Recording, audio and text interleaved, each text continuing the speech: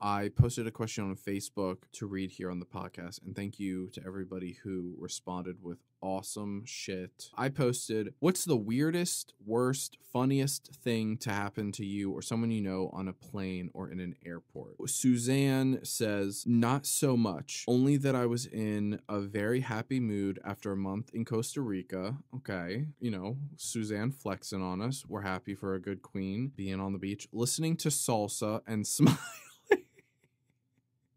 Suzanne is just living her best. She's just smiling because she's on the beach in Costa Rica. She's living her best life. Not so much, only that I was in a very happy mood after a month in Costa Rica, listening to salsa and smiling when the guard in the airport in New York asked me if I had any weapons. And I laughed and said, no gun, only a machete.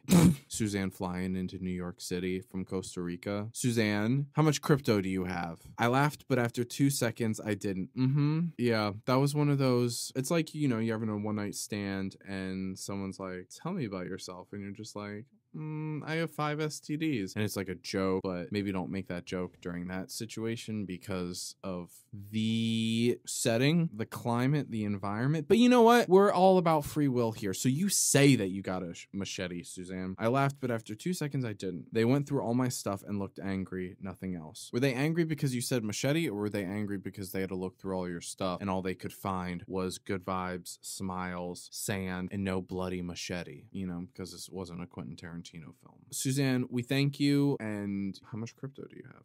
I say that kind of I've said that kind of shit. One time I was in line at Starbucks at the drive-thru and I was in the passenger seat.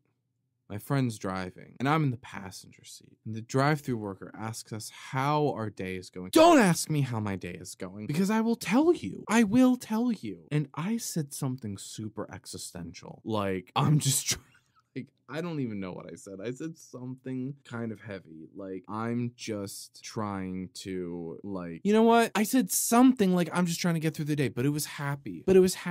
Whatever kind of like way of saying I'm just trying to get through the day while it being an existential crisis while also being happy. That's what I said. Because I was like, ooh, I think maybe people will find my honesty, like, I don't know, they'll connect with it, but they don't. Sometimes they don't. Can we stay positive, please? Suzanne, thank you for that comment. I appreciate it. Judy Ann says, I got food poisoning in Rio, Brazil, which literally manifested on the way to the airport. The plane could not leave because all of my orifices were screaming in the plane's bathroom.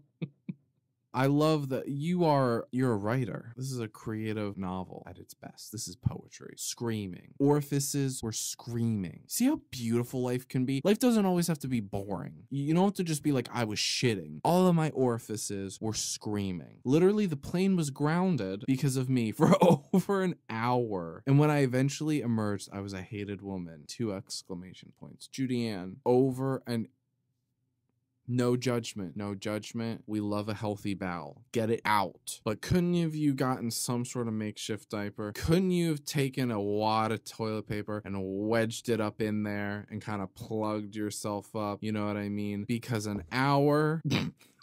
we all know I got that diarrhea. Over an hour? Were you just hanging out? Were you on your phone playing Angry Birds? I think I got some more coming in like 10 minutes, so let's just play some Candy Crush and hunker down. We thank you, Judy Ann, and thank you for flushing. Thank you for washing your hands. I hope nobody got pink eye, and I love that it was an hour. I love that. All right, we got Robert here. Nothing. He says nothing. But you know what? He wanted to comment, and we thank you for that, Robert. We love a commenting king. Nothing. Airports have always been normal for me, except that every now and then there's an exceptionally beautiful person that takes my breath away. I say this all the time. The place to fall in love is an airport. Having an airport crush makes everything go better. Everyone's so hot in an airport. And then you get on an airplane, something about being trapped, being like, I gotta find love now, today. Then there are a lot of gross people walking around with their shoes off. A few examples of beauty and a multitude of toads. You know what? I prefer the word frogs because you can kiss them and they can transform.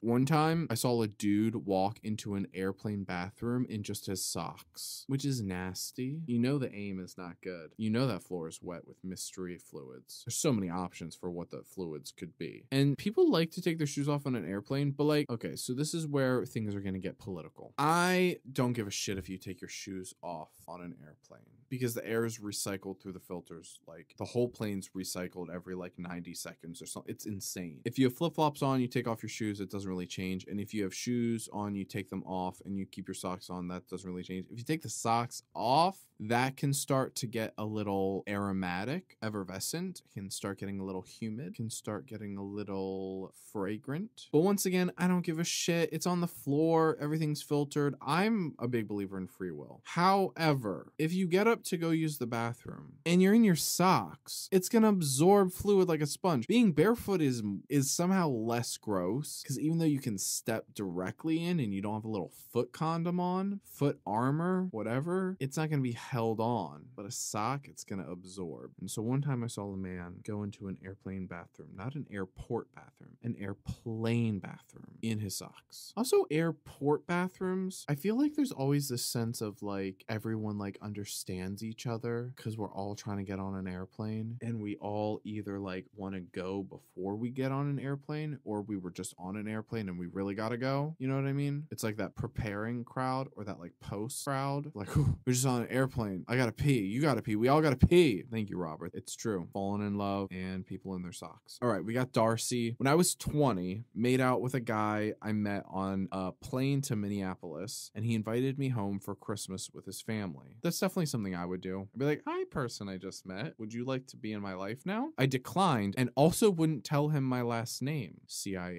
agent, maybe? As I walked off to my connecting flight home, he called me a, quote, cold-hearted bitch, end quote. I mean, my first thought is like, where was your final destination? You know what I mean? And where were you coming from? All we know is the middle. All we have is the middle. We don't have the beginning or the end. I need to know what happened.